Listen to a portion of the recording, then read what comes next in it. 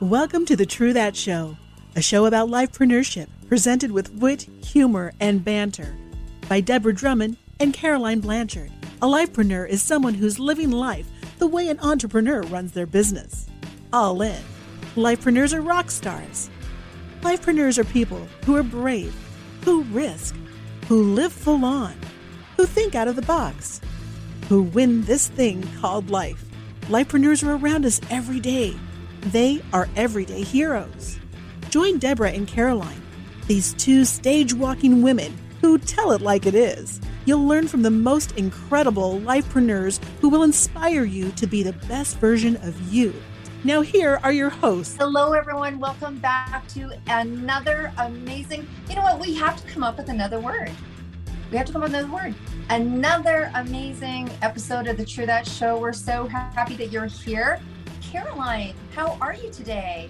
I'm really good, thank you. And I did learn some words. So there's outstanding, fantastic, incredible. But amazing always sounds better. What do you want me to say?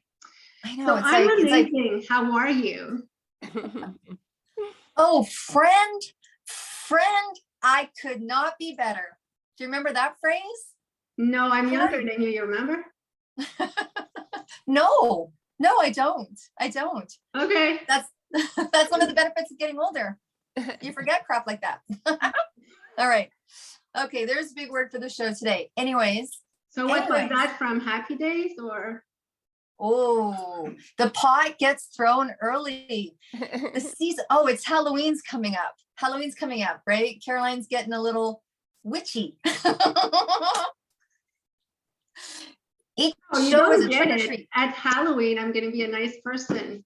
Oh, okay. I'm going to hang out with you all day. No. This woman likes her candy. Yeah. Okay, let's get into the meat of the subject. Wow, let's do it. So for all vegetarians, okay, so here's something. I think it's very timely that we have our guest, and I'm going to introduce her in a few minutes because we're coming to that time of year where people are starting to think about, what would I like? What would I like to do by the end of the year? What would I like to have for, and you're starting to think about your goals for the next year and those things like the dream boards and taking pictures off and putting pictures on and making your list, checking it twice, making your list of the things of the goals that you want. And I always laugh. I say, I make my plan, then the universe apparently has something better in store or different in store. But I've been talking to Janine through this whole travel time in the last few months of her and her husband having the time of her life, sometimes with Wi-Fi, sometimes not, going across, the country, living kind of what people would consider a bucket list dream. So Caroline, I got to ask you, I know that part of what we do and why we do it is so that we can have freedom. What is one of your bucket lists, or what's one of your bucket lists that you haven't taken off yet? And then you can tell us if you've had one that you have. Well, one of them is moving to a deserted island alone with a gorgeous dog that barks quietly and doesn't smell. So that's one it's still on my bucket list. I'm having a hard time with this one, but for some that I put off my bucket list, well, the car that I wanted, doing one crazy event a year, and I'm not talking with you, I'm talking a physical one, so a race or something like that. And the rest, it's all little things that I think wouldn't impress people that much, but all the little things that make me happy, like being able in the middle of the day, in the middle of the week, to stop everything and just have a bath. That's like something that I never did before. Stuff like that.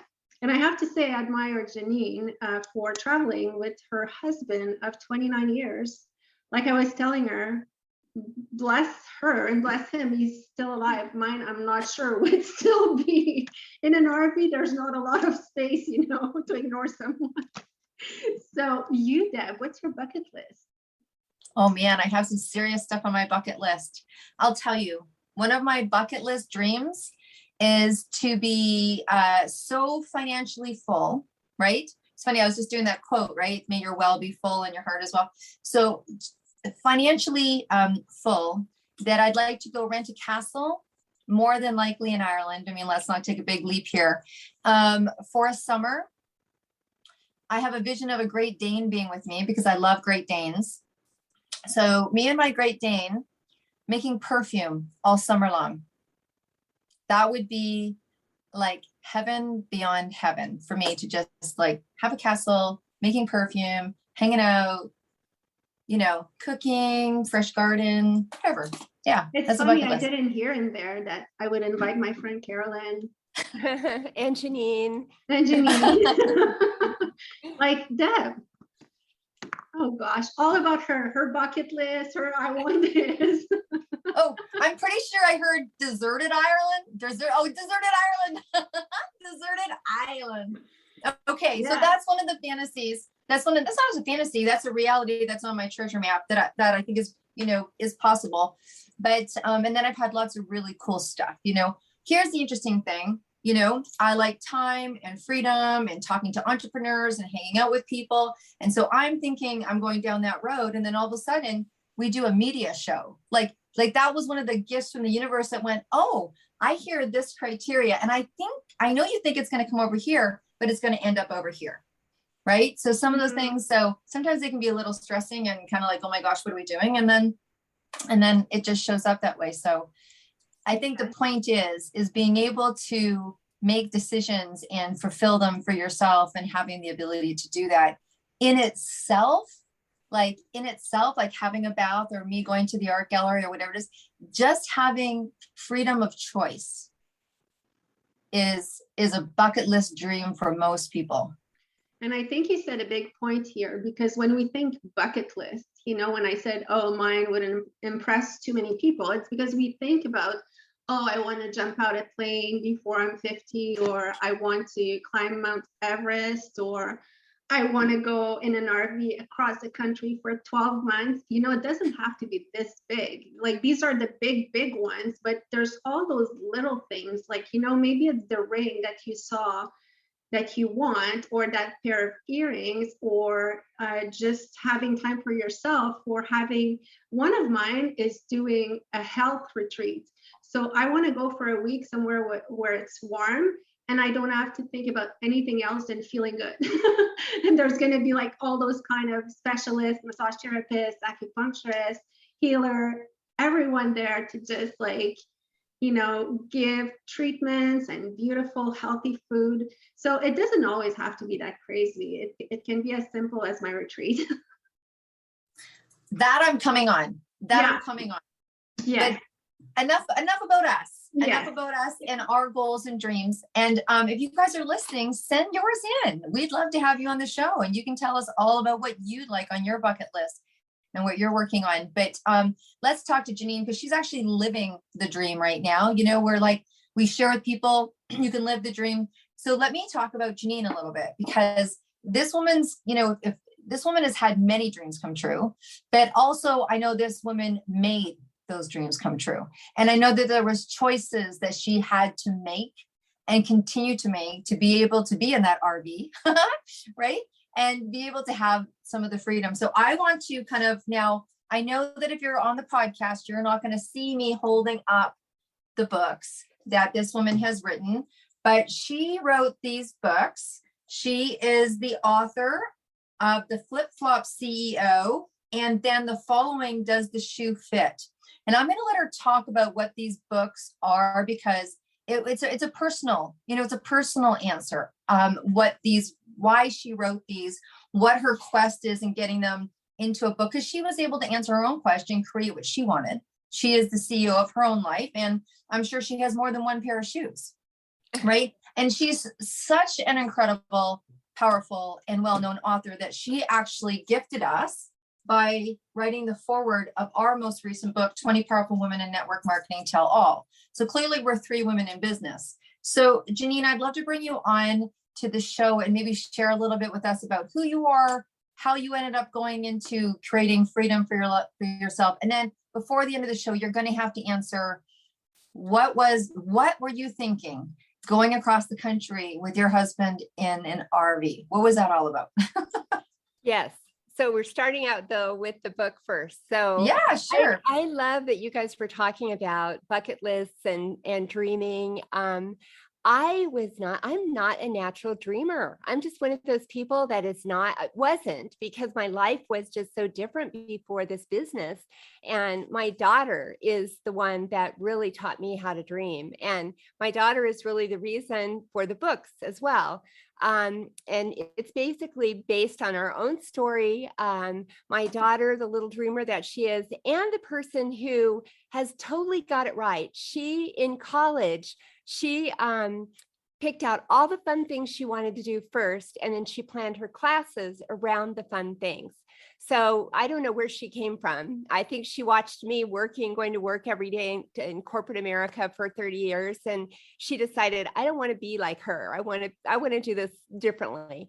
But she just kind of has always thought that we should plan our lives around the things, our work, the things we have to do. We should do all of our fun things, plan our fun things first, and then do what we have to do around those things.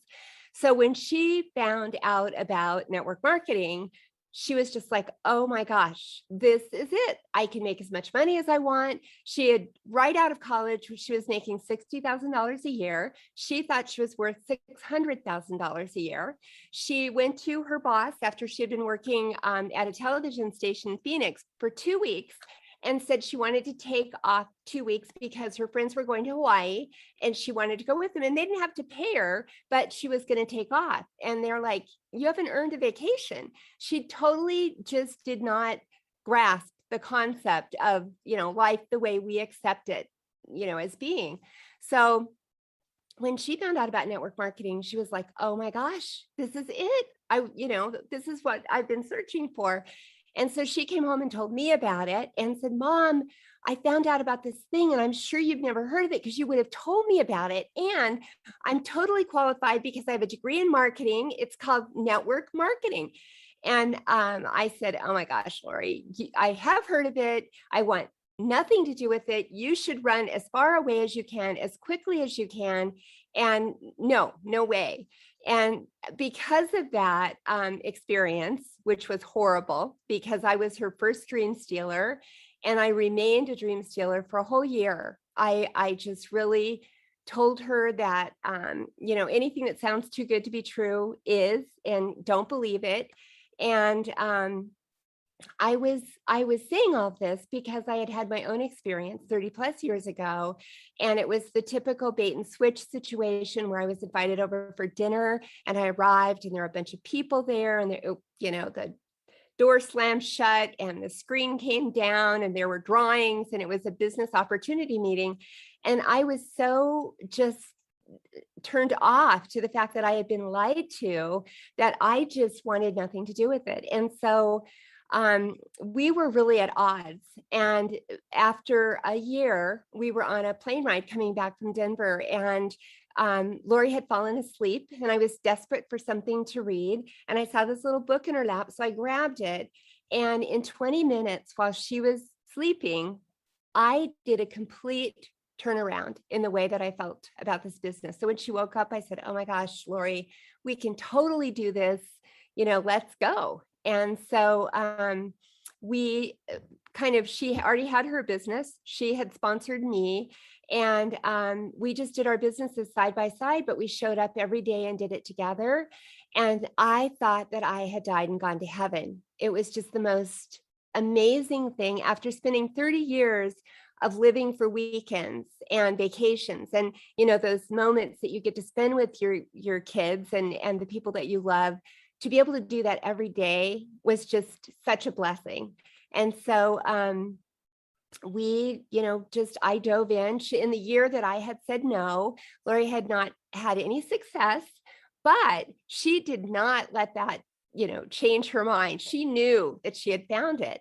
And she had spent that year really reviewing the comp plan, the policies and procedures of the company. She knew exactly what we needed to do to get to the top of the company. And so we just, dove in both feet and all 4 feet, and we treated it like a real business. And, within a year, we had both earned the car, we had replaced our incomes, Lory had made it to the top level in the company. That she was 26 years old at the time, and it was a 25-year-old company, and she was the youngest person to ever do that. And it was just, I was just so amazed that something like this exists and more people don't know about it.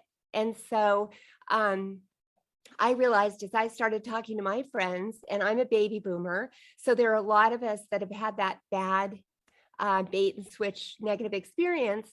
And I was getting the same response from my friends that I gave to Lory. And I just thought, you know what?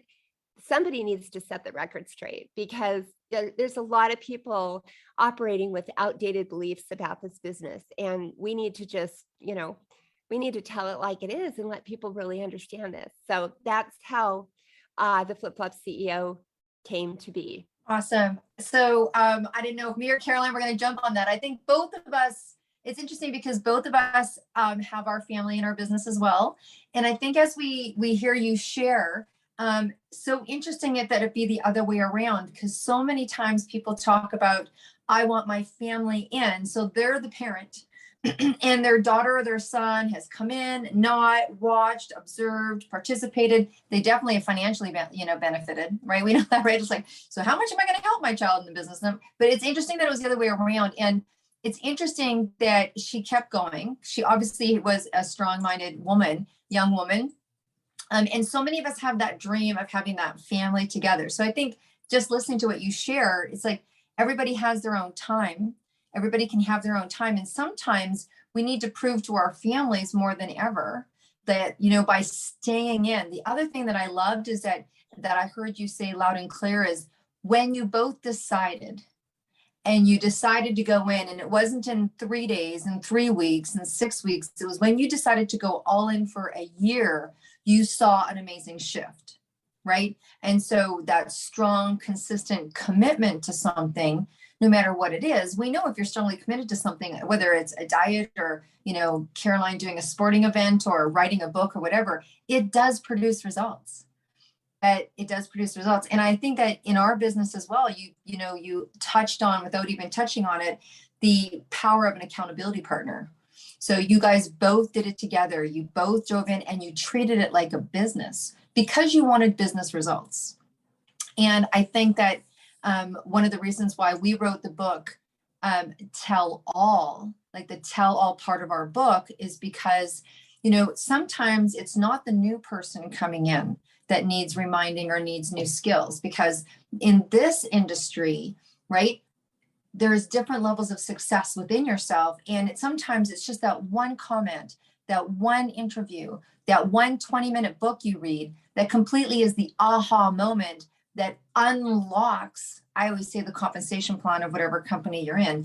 But more times than not, I'm like, hats off to your daughter, because a year of having someone important in your life, saying, no, can be really disheartening. I'm sure she had her disheartening moments about it, but she kept on going. And I know that you're really dedicated to changing how people think about this business, right? One of the things I always say to people, I'm like, so if you dated somebody, right, the first time you dated somebody and it didn't work out, did you completely stop dating altogether? Like, did you just never date again? Because that's what it's like when people get into business, right? There's so many aspects of it. But I'm going to let Caroline talk a little bit about, she's like, this is so interesting. I'm going to talk about it because we both had, children in the business. We're leaders. We've both had people say to us, this isn't for us. And as the co-publisher of the book that we just produced, we've come up across this quite a bit, where people don't have an understanding that we are a viable business option, right? I think one of the big reasons also is that, first of all, it's misunderstood. It's very misunderstood. And I can totally relate to the years that Janine said, because that was my impression of network marketing as well. My mom would come home with Tupperware. We had a hard time buying our groceries, but she bought a plate to make my cousin feel better, a plate we didn't need, so it was really very pushy, and it was not meant to necessarily help people's needs. It was really, I feel, more sales and pushing. Well, anyway, in my opinion. But now when you look at network marketing companies, it's completely different. And we really cover, I say we because I'm part of the industry, but the industry really covers pretty much anything and everything you use. And I'm a big network marketing company fan. So most of the products that I buy are from different companies that supply them. I find the best one, and I prefer buying that way and encouraging someone I know, because, for me, it's a more direct result. I see it. But the big thing, I think, is that, we see a lot of people on social media that will be like, oh yeah, I'm living the lifestyle dream and blah, blah.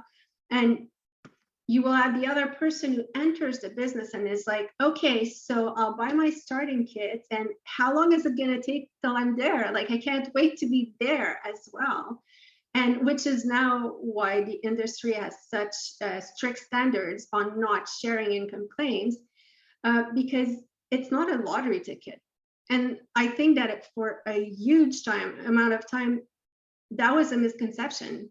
Buy your kid and become rich. It's not that. It's called network marketing. You need to work your business. You need to treat it as a business. You need to be serious about it. You need to be disciplined. You need to be consistent. If you just buy your kit and get in a company, you'll have good discounts, but that's it. And then I heard so many people saying like, well, it's not working for me. Like, I'm barely making any money. And I'm like, well, how much time are you spending in your business? Well, Monday I did 2 calls, and Thursday I saw a friend for a coffee. And I'm like, okay, so let's just put that in a regular business. If you work at a regular office and you show up Monday for 10 minutes, or even if it's a long call, an hour, and then you show up Thursday for 45 minutes, and then you go at the end of the month and you're like, can I get my paycheck? Why would you be expecting a 40-hour-a-week paycheck when you just showed up like 2 little times? And that's exactly what network marketing is. The only difference is that you can actually build a legacy. So all the efforts that you're putting in now and the work you're putting in will pay off on a longer term than just trading time for money. And anyway, I really went sideways on there, but it's a bit like if you would look at the big companies and you would have the CEOs of these companies saying, well, I make $1 million a year. They don't advertise that, but we all know how much, the CEO of a huge company makes. They don't advertise it, but of course the guy worked to be there, and he, climbed his way up, and he shows up, I'm pretty sure, every single day, if it's not 7 days a week, if it's not 12 hours a day. So there's no position that will come with a reward at the end if you don't pay the price, not the price, if you don't pay a price at some point. So network marketing is spectacular, but the misconception is around all the, I would say, all the non-realistic ideas, expectations, and goals that people are doing. Sorry for stealing the interview, Janine. What is your thought about that? I love everything you guys are saying. I think the challenge with this topic is that it's so convoluted, and there are so many half-truths. So a lot of the negative things that people think about this business are true, but they're only half the story. Just like you said, this person isn't making this much money, but also they're not putting in the effort. And so it really that's why it requires clarity. It requires somebody talking about the negative things and the positive things, and not throwing out either one, and just really showing the whole picture.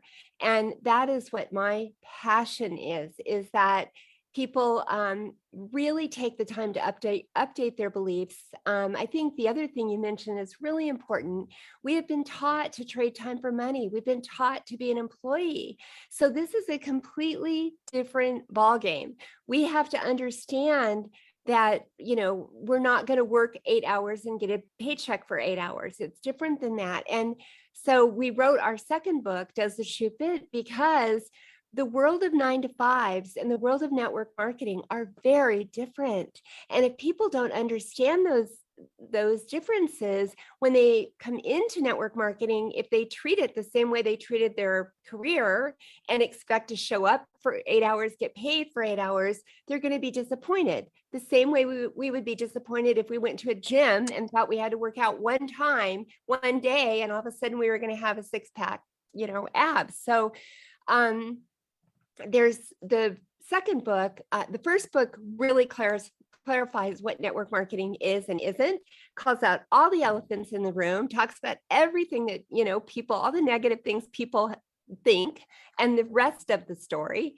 And then we found that after people read that book, they said, well, how would I know if I'd be good at this? Because I've always been a teacher or a nurse or a sales executive.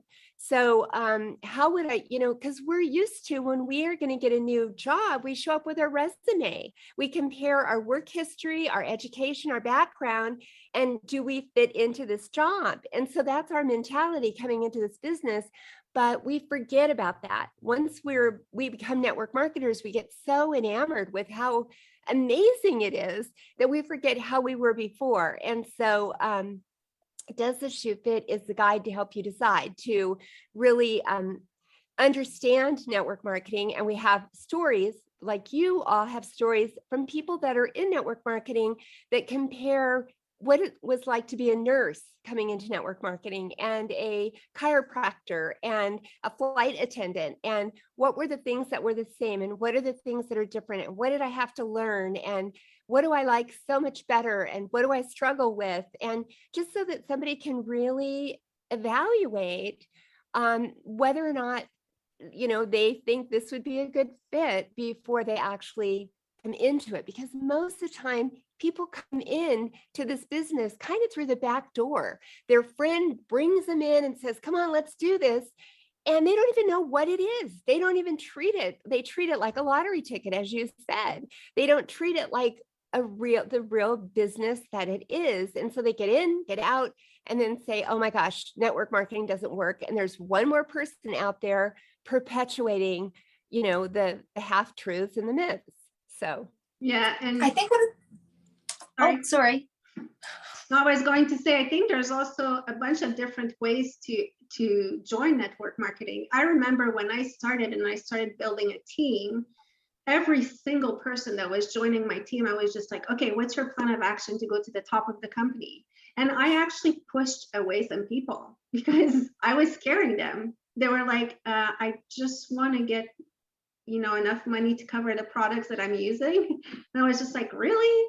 So there's a bunch of different levels as well that you can be in this business. And I personally find that that's the beauty of it, because some people just need a little extra to close their month or have that guilt-free spending. And some other people, like the three of us, decided, no, I want to build something that will be solid enough that one day, just like you, will be able, I wouldn't do that, but that's what brought you to now being an RV and traveling across the country.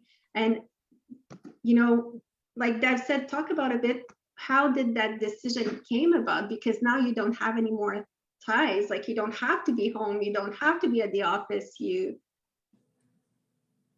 Well, and it's what we have done since we started our business. And again, it's because of Lory's philosophy of doing work around life instead of life around work. Always, we have built our business so that we could do it virtually, even before, virtually became the thing. It used to be that people would say this is a belly-to-belly business and you have to be in person and you have to do, in-person meetings. But we wanted freedom. We craved freedom. And so we were doing Zoom meetings or free conference call, meetings, those kinds of things before it became really popular. And so you still do your work. You just, just like Lory taught me, you pick out the fun things, the non-negotiables, the things you want to do first, and then you do your work around those things. And you do your work consistently, just as if, you were getting paid for that 8 hours that you put in. You don't just do it sometimes. When you think about it, you treat it like a real business, and you just plan it around the fun things that you want to do in your life. And so this, we've been doing this. We've been traveling in an RV for several years. And all of the time that I was growing my business too, I did it, from wherever we were. And it's the kind of business that you can do that really well, as long as you show up and are consistent and treat it seriously. You don't have to be right there. A lot of people perceive this business as being like you're selling things to people in your neighborhood. And I've always looked at it as I've got a virtual online business. Anybody that I know anywhere, anytime in my life can shop from my store. And so that's pretty cool. It's so much better than, franchises that people buy. If you bought a Subway, only the people that live in your neighborhood could go to your Subway. But with this business, you do have this virtual, it is like a franchise, and anybody that can shop at your store. So it wasn't as if I really just started doing this after becoming successful in network marketing. It was just kind of the mindset that this is the way that I'm going to do this, grow this business, really from the get-go. I think Caroline nailed it. And so did you, in the terms of, making that decision of when you want to have something extra in your life and defining what that looks like, and knowing that that decision can change at any time. Like that decision can change at any time. I mean, I come from a background of traditional business ownership. And when you talk about Subway or what have you, those people took that decision. They want to go for the top. They came in for the top. And so therefore they were willing to lay $150,000 down and know that they will not make a penny between 2 to 5 years. They made those conscious decisions to be able to own the number one Subway in their area or in their territory. And they went all in with their chips. The beauty of the beauty of our industry is that it has become a very viable business decision to make for those that make it, yet still offer the gift of free product. And so I think in there, we're always going to have that mixed bag, right? Of all of that in between. So when people come in, I think like Caroline says, define for them what it looks like. And I think what happens is sometimes, like I did a new call for a new brand partner. We call them brand partners in our company. Last night, someone signed somebody and she came in and, she's this amazing mom and she's a single mom and she loves the idea of extra money. And so I said to her, what would you like from this business? And she's like, I don't know. And I go, when you know, we know. When you know, because I don't know your frustration point if I don't know what you're trying to achieve. Now, I know that you're just new with us, but think about that. I don't know how to get you through your frustration point when you don't know what you want to achieve. So one of the first goals would be, let's figure out how much extra you want so that I know where your frustration is going to come in. And I think one of the things that I've learned over time, and I love how Caroline talked about in the beginning, we don't know what we don't know. So sometimes we're leading people and we don't know. We think that doesn't everyone love the smell of rose? No, some people are like, oh, right. But I love it. So shouldn't you love it? So we make this assumption. So I always say to people, when you come in this industry, you have to be forgiving. Because the person who brought you in because they love you and care about you and see something for you. They probably think it's the same thing they see for themselves. So you have to be forgiving. You have to hang out for at least 3 to 6 months to figure out what you want. So don't do that. And my favorite saying in this industry is be here a year from now. It's not my philosophy. That's not my philosophy. It's Jeff Olson's philosophy. Be here a year from now, because you're just starting to get a sense of what it is that you have your hands on and truly can make a decision. So what I did as a leader is I said, well, how would you feel if we could get you $10,000 a year? What if I show you $10,000 a year? Would that be something that she's like, yeah, I would like that. I'm like, is that within your wheelhouse of goals, like $800 a month? She's like, yeah. So then I mapped out how she could achieve that. Now she said to me, no, not really. I'm kind of more like, I just want to pay my, da da da. I'm like, okay, good. So then I think one of the things is having someone that can show you the possibility and have it be reasonable. Look, I remember 1980s, I got invited over for dinner as well. And all of a sudden the conversation broke out around this big, and I was like, I was heartbroken, actually. I thought, wow, why wouldn't they just tell me? I remember all of that. And so I think those days are old, and I would like to scream from the mountaintops. Those days are old. And I would like to ask everybody, please stop thinking of our industry as you did 5 years ago, 10 years ago, and 20 years ago. Do you still wear the same name brand jeans? Like, are you still wearing 4-star cords with the pocket in the back with the 4 stars on? Because that's 20 years ago. And people, for some reason, don't let go of their experience of our industry early on, and they bring it into the modern day. There's no other business in the world people do that. There's none, right? There's none. There's no business people think, oh, I remember when I ate at Denny's and they used to have orange and purple chairs. Well, you walk into Denny's now and it's modern and it's this and it looks like a cactus club, right? So why do people, I always say to people, scratch out what you thought or experienced and realize that we've had a paradigm shift like every other industry. And I use fashion as a paradigm, right? So I think that because everyone's allowed to be where they are, and you have people bringing you in that are where they are, there has to be a huge amount of forgiveness. And then also, if you want free product, do what it takes to get free product. And you can make decisions as you go all the way along, or come in with big, huge dreams and go for it and find someone in your business that will help you get there. It might not be the person who brought you in, but this is an equal opportunity. And I think most companies set themselves up that even if you were the only person on Caroline's deserted island that wanted to go to the top of the company and everybody else wanted, whatever, free lipstick this month, that you could, with the tools of the company, you just have to be brave enough to go link arms with the company as your sponsor. It may not be your best friend that brought you in, but you have to be brave enough to do that. Your daughter did it. Your daughter didn't take your opinion and let it rattle her cage. So I don't know where I'm going with that, but so you've made these decisions, you're going across the country, you're on a big quest to tell people that this is a viable business, right? So what are some of your kind of, plans that you have for your life, or how has this been able to set you up to make those plans, or where are you at in your business now? And how long have you been in network marketing? That's a question that I'm sure people are asking. Yeah, I've been in network marketing. I can't even believe it. 17 years. And I've really threatened to write another book called The Mess Behind Success. So we can kind of go down this little alley that I don't go down very often. But one of the things that we didn't do very well was set up boundaries and really talk about what it was going to be like to work together. I just kind of swooped in to kind of rescue her because Lory had quit her job, which as soon as she found network marketing, she quit her job, and she was newly married. And, we don't advise people to quit their job. Do this alongside of what you're doing so that you don't, really get desperate. But she was so sure. And then when I got it and I saw it, I was so sure too. And so I just wanted to spring into action because this girl was just about to go under because she'd been a whole year. She had saved enough money and she was going to, needing to go back to work if she didn't make something happen. And so we didn't talk about really anything.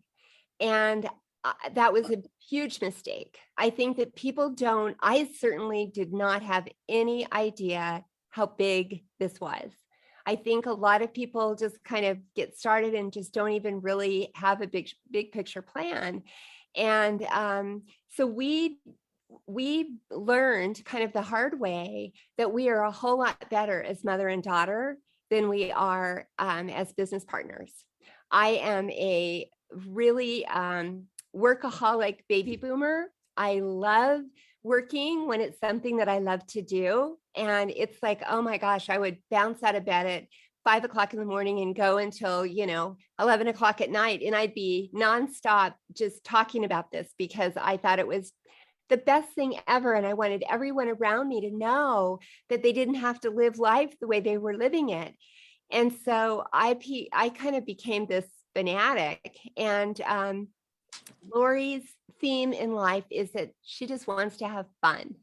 And she is not really, definitely not a workaholic, really doesn't even like work. But so we kind of clashed, and Lory got she wanted her mom back. She wanted to be with somebody that wasn't going to always be talking about what appointment are we going to go to and that kind of thing. So one of the things that I really recommend to people, and I talk about it, we talk about it in Does This Shoe Fit Again? We try to really set somebody up to have a realistic idea of what this business, is like, and what things to do to set yourself up for success. And so it just is really important to decide all those things. So when we decided that we were going to not really continue working as side by side as we were, to be honest, it was hard for me. It was really hard for me because I loved it. And Lory had never had any real experience of working because she really got started doing this, pretty much right out of college. And I think there's a different level of appreciation when you've, gotten up in the dark, gone to work all day, come home in the dark and done that for 30 years. And then all of a sudden you don't have to do that. It's like, hallelujah. And Lory was not feeling it the same way. So we kind of really, it took a while to kind of get through that. And I didn't continue really building my business the way that I should have. And one of the things that writing books has taught us is, again, the appreciation for this business. I mean, all of the expenses that we have gone to get into the writing a book business and paying for books and paying for attorneys to create copyrights and do all the things that it's a huge expense, and it's done nothing but make me appreciate network marketing even more. When you think about the fact that it's a business in a box that comes ready to go and all you have to do is be the spokesperson for it versus all the risks that you take with other endeavors. But what it has also done is instilled in me just an even stronger belief in this business model, because I am still being paid for the work that I did 17 years ago. And, to receive a paycheck over and over again for work that you did, initially in the beginning it's just, you can never go back to anything else again. And I've had so many people talk to me about, being a coach or doing other kinds of things now. And I just, quite frankly, can't even imagine doing anything again that is trading time for money. Because unless it can be, something that you do the work one time and you sell it over and over again, it just doesn't make sense after you've experienced this. So all of it has made me an even stronger believer in network marketing. And truly, I just feel like I was put on this planet to be the spokesperson for this business, because I was so awful. I was so awful. The thoughts that I had, the way I talked about it. And so now that I've seen that light, I want to be that light for others. So I don't know if that answered your question, but it does. And I also want to say, I will be the first one buying the mess behind the success.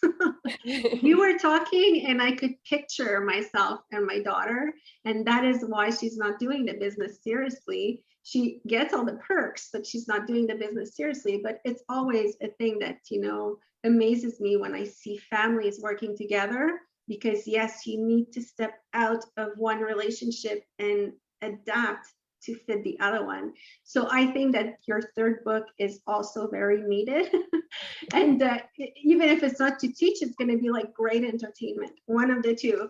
But Thank you so much for all of the good wisdom you brought here today. It's always great to talk with someone that has, long-term experience, because you're not just talking about a project that you did once. And like you said, and I've heard it so often from network marketers or network marketing professionals, that they are absolutely unemployable after. They're like, I can never go back to a job. And that's the reason. And it's not because we're, putting down conventional work. It's just because we finally found something so different that we're like, I can't anymore. So thank you, Janine. And it was an honor to have you here. And I will let Deborah close the show. Well, what I've hoped that we've done is kind of open up the door for conversation around network marketing. And the one thing that I love, Janine, that you talked about is that, you've had family, you've been in corporate, you are now, you get offers to do things like time for money. I know that me and Caroline go through that a lot.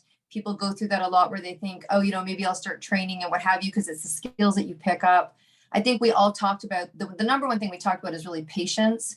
And understanding that this industry has changed, and why we all still, you after 17 years, me after my years, Carolyn after her years, still talk about this. And if you really talk to a network marketing professional, you will still hear that enthusiasm in their voice. Yes, we've had success, but more than anything, our success has been around that word freedom. And I know that the world caught up on that in the last year or two, and people are kind of scrambling to find that vehicle. In that, I really truly believe we are still the most equal opportunity, but we're also the least expensive. And I've had a traditional business owner. When I went with that key and turned the door, every single month, I had 18 people's staff to pay, and a mortgage to pay, and sheets to buy, and oils, all of that stuff, which you don't have. And sometimes I think that does sound too good to be true. But I think the message that we have here is that this is not new. This is not new. It might sound like a new way of doing business to some people, but this is not new. We've been around. There's people like us that have been doing this for years that have become unemployable because we're smart people. If we found something better than network marketing, we'd be there. We'd leave, right? We left our traditional businesses and we went to this. And there is yet to be anything better in the industry as a, multiple revenue stream. Pay me for something that I've done before, right? And so even when you think of singers or what have you, those royalties that they get, they don't even compare to the influx that our business continues to perpetuate for ourselves. And for the most part, businesses are generational, so that you can pass that generational money and resources on. So I've not yet found anything. And to the point where they're now teaching, network marketing in universities, and they're best-selling books, like all of our books, best-selling, right? That says something. It says that people want to know what it is that we have. So I just think that this conversation has built a safe pathway for people to come in and being able to revenue generate. And if there was something better, we'd all be there.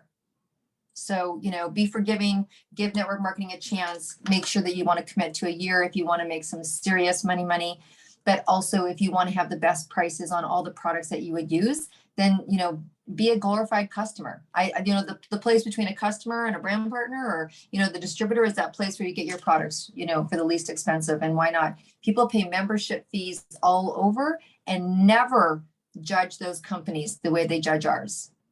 Ooh, I can get my shampoo cheaper from blah, blah, blah, because I have an Optimum card or whatever, and I get my points off when I go. They never judge that company, but they judge network marketing as if we're trying to make money, as if other companies aren't.